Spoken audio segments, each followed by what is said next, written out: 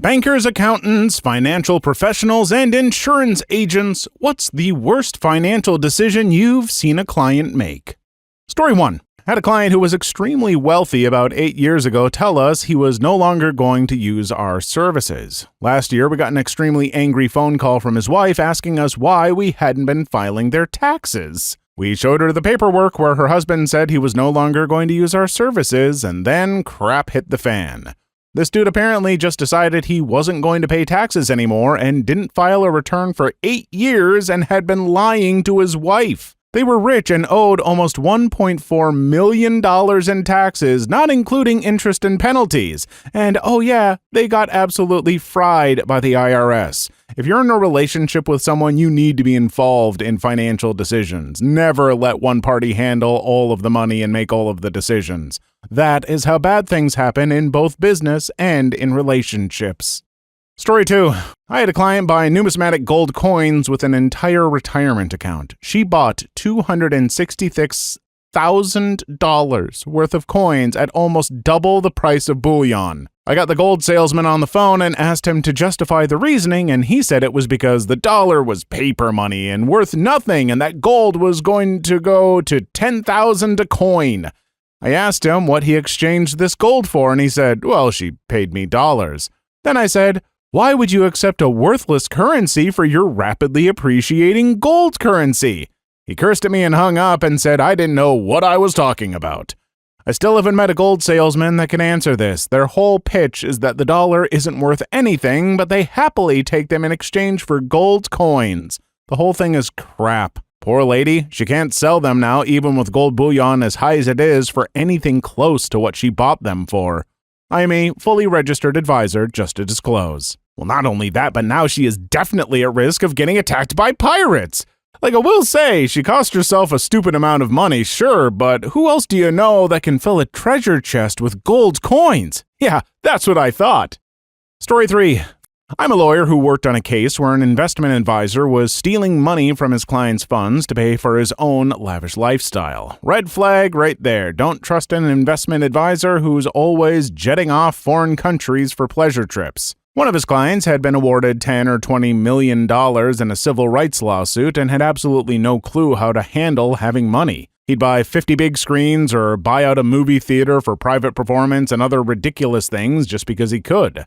He got the idea to start a business, delivery, I think. But then he'd exhausted his divestment payment and needed money, so then sold all the trucks for the business, destroying it. You could really read the advisor's frustration with the dude over the emails and letters, and my guess is that the fraud started when the advisor figured out that he could tap into the guy's funds and the guy would never even notice.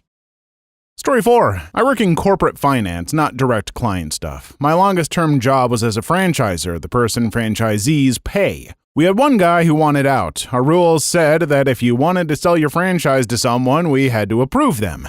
This guy couldn't find anyone we'd approve, not because we were too strict, he was just finding people who had business histories which would likely be repeated and be damaging to the brand. So we called up one day to get a list of all his invoices, payments, and stuff for the last X years. When asked why, it was a lot of work and they had a portal where they could get their invoices, he told me he was adding a new partner to the business. I immediately messaged his area manager and went, he's asking for his invoices for a new partner, and got back an instant no. I fobbed him off and the manager was on the phone to him in 5 minutes. Turns out the plan was for the new partner to just add money, aka silent partner, but in reality he was going to then drop out of the business and he'd had done a transfer without the approvals. Doesn't sound too horrible except that he nearly lost his franchise agreement, which means he would have lost the entire business as we were his landlords and therefore have had no business to sell. The other one was a franchisee who put fake VAT numbers on his receipts and wasn't paying it. He thought he was being clever. Each of his stores were below VAT registration level, but he ran them all under one company, so they were above the mandatory threshold.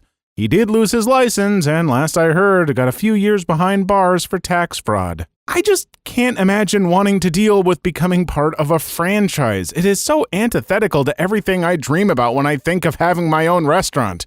Oh, my restaurant idea? Well, it's like a family-friendly tavern-style restaurant, sandwiches, meat pies, a few other awesome things on the menu, probably hand-tossed pizza. Also, it would have huge booths that could be rented out, primarily for TTRPG groups who could get group specials when they run their games there. Really lost the thread on this story, but I don't care. Story 5. What I've seen countless times is someone who started a business with zero research, no understanding of what running a business involves. Here's a hint. Practically every business involves paperwork and deadlines. The business models come in waves. For a while, it was barbecue snacks, then it was cupcakes, then house flippers, then food trucks. I think they see it being done on TV shows that make it look fun. It isn't fun when they come to me with debt, tax levies, and lawsuits. IRS and state labor department and health departments on their backs, and suppliers taking them to court for unpaid bills. Some of them cashed out of their retirement account to buy a business. Others put their house up as collateral for an SBA loan. It's a nightmare. If they had come to an accountant first, we might be able to help them, or even better, dissuade them. I usually see them after 18 to 24 months of screw-ups, and by then it's usually too late to rescue them. Story 6. Financial advisor here. I shouldn't have to say it, but this client continually decided to do the opposite of what I told him to do at all turns.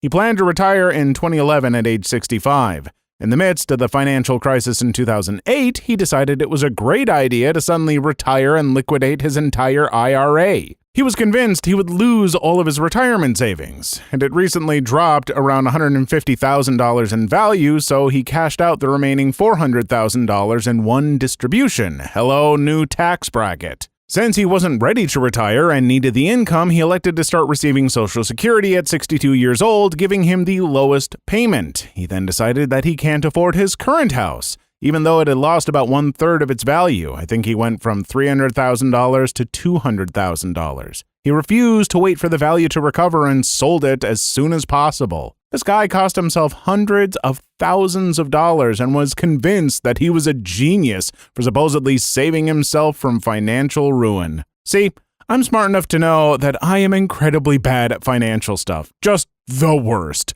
So when I get a professional to help me with this crap, their word is friggin' gospel to me. Yeah, they might get it wrong now and then, but I would get it wrong a lot more. I guarantee. Story 7. I've seen people finance cars at over 30% interest, paying $500 a month for an 8-year-old Mustang, and will end up paying well over 2 times the car's value, assuming they pay the loan off. Edit, since this kind of blew up, here's a PA for all the active duty American military people. Any loan you took out prior to either enlistment or deployment is eligible to have the rate reduced to either 6.99 or 7.99%. Google it before you call your bank, as it's been a couple of years and laws change. All you have to do is call your creditor and provide them with your orders, and they have to reduce the rate, even retroactively to the date you deployed or enlisted. Again, Google it. Story 8. Not my client. Saw a guy invest about $600,000 in a startup. He confirmed in the 1.5 pages agreement that he was fully informed about everything going on. Please, if you invest in that size, ask a lawyer to at least review the agreement. Needless to say, said guy's net worth is $600,000 less now. Honestly, I feel like someone who would make a decision like that is probably someone who isn't super concerned with losing that amount of money. Maybe not, though. Either way, I guess if you have that kind of money, you must think a lot of yourself, but maybe you shouldn't think you know more than professionals. Story 9. A private company announced a special dividend to all shareholders as of the date of record 1 month in the future, $1.30 per share dividend. There was an option holder with 300,000 options and at 10 cents strike price. He did not exercise them. Had he exercised his option for $30,000, he would have been paid $390,000 the following month. Story 10. Worked in a family law firm. A common occurrence is a client ignoring the lawyer's advice for a balanced separation agreement and instead ambushing their spouse with an agreement that says they are getting everything.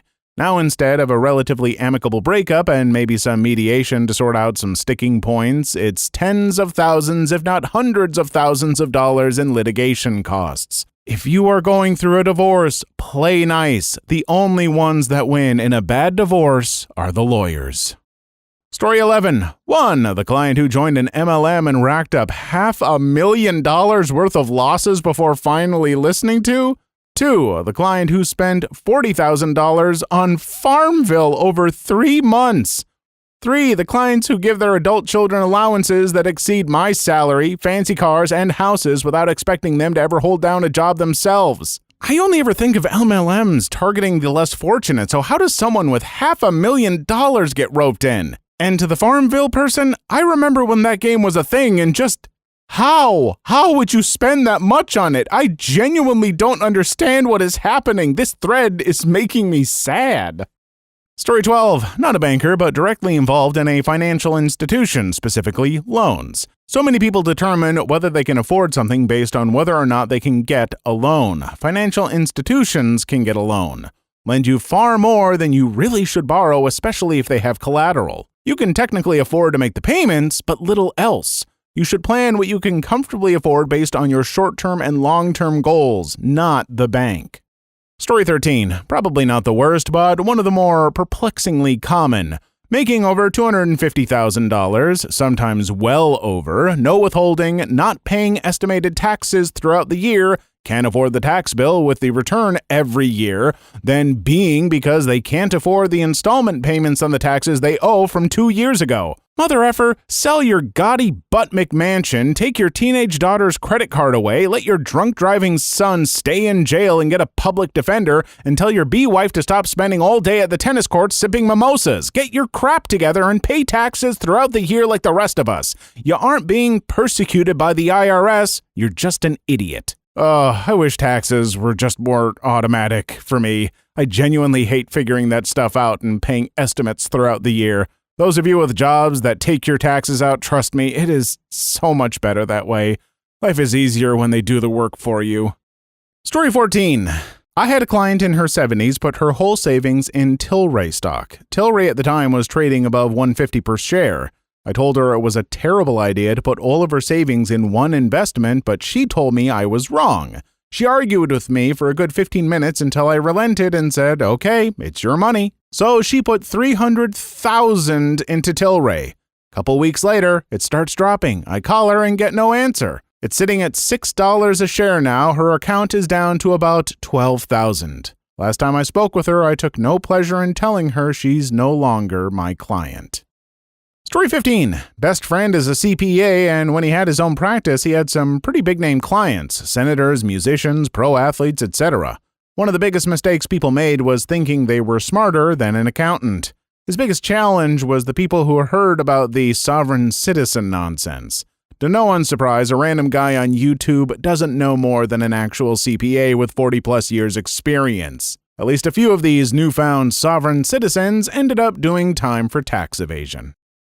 Story 16. I had my former boss decide it was a great idea to buy land in Texas. Our company was based in Pennsylvania, in the middle of nowhere, because he talked to another business owner who told him it was going to take off. Myself and my coworker advised against it, but things were slow and he didn't listen. At first it was going to be a place of operations, but then he decided we would just rent out rooms to the people who worked down there in the oil industry. Dumped loads of money, time, and blood, sweat, and tears into it for it to just go bust not even a year later. I am curious just exactly what your business was that this boss thought buying land there was a good idea. What exactly was the plan? I had a boss who did something similar, saw an opportunity to buy this huge building that the business absolutely didn't need, swearing it was going to be helpful, and it just cost the place a ton of cash to maintain. But it was such a good deal. Story 17. Not an advisor. Here are the dumbest things I've done. 1. Hired a financial planner instead of learning basic investing. 2. Not putting my savings in low-cost expense ratio funds and instead complicating my portfolio with risk and cost. 3. Not staying fully invested during volatile market conditions and simply riding it out. 4. Repeatedly checking my accounts instead of set it and forget it. Story 18. Banker. Banks charge fees for using other banks' ATMs. I had a customer that would check his balance and then do withdrawals daily at a foreign ATM. Guy did not have a lot of money to begin with, and because he did this, would overdraw his account and get slapped with an overdraft fee, which put him in the hole further. We ended up taking away his ability to overdraft his account. Dude was peed, but it helped right the ship a little.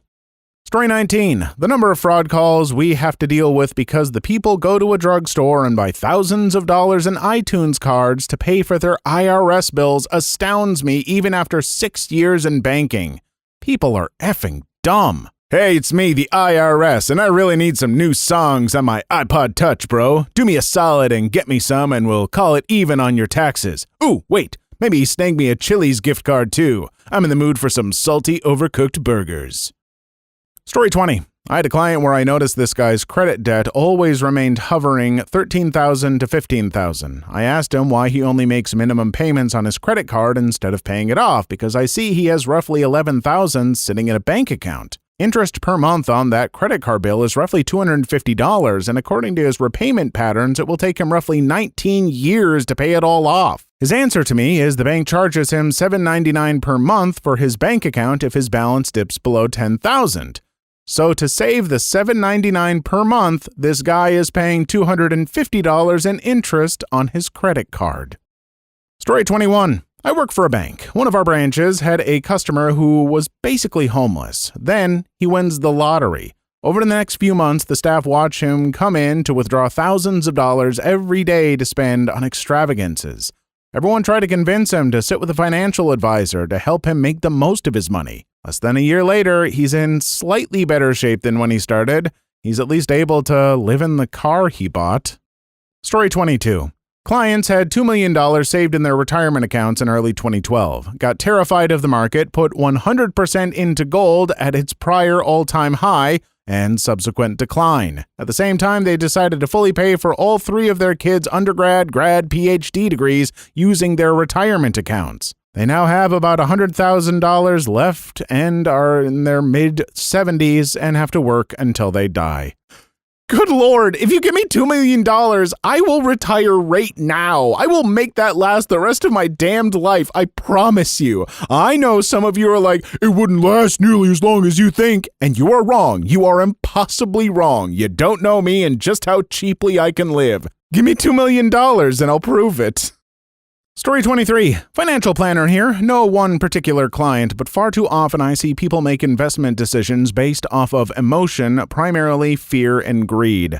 After a big drop in the market, people tend to sell out some or even all of their investments and wait for a good time, and frankly, it's a losing strategy. I remind my clients constantly that if you didn't predict the drop and did something before it happened, how will you predict when it will go back up? If you sold all of your investment in the S&P at the end of 2018 when it was down 20% due to the U.S. conflict with Iran and left the money out of the market until 2020, you would have lost out on nearly 49% returns. Make that same mistake a few more times over your life and you'll find yourself without the means to live the life you dreamed of. Story 24. Had a lot of customers earlier this year who wanted to borrow from their home equity to invest in the stock market. Even had a couple people who said they wanted to invest half and stick the other half in a savings account and use that to make the payments. Story 25. I'm an exec in asset and wealth management. Here's my favorite fact. Person A invests $500 a week from age 25 to 35 and then stops. Person B invests $500 a week from age 35 to 65. Historically, person A generally ends up with more money, despite person B saving for 3 times as long. Compound growth is super powerful. Stocks double in inflation-adjusted terms, generally every 10 years. $1 invested at 25 is worth $16 at age 65, and this is inflation-adjusted. In nominal terms, it's even higher. So getting back to the topic prompt, way too many people say they are too young to start saving for retirement. It's the exact opposite. If you wait too long, it's too late. Well, some of us have just accepted our fate because we made a few bad decisions early in life, and now we get to work until we die. Sorry, folks, you're stuck with me. I'll be reading these stories on my deathbed. Please leave your story in the comments. I would love to make a video on them in the future. Also, don't forget to like and subscribe.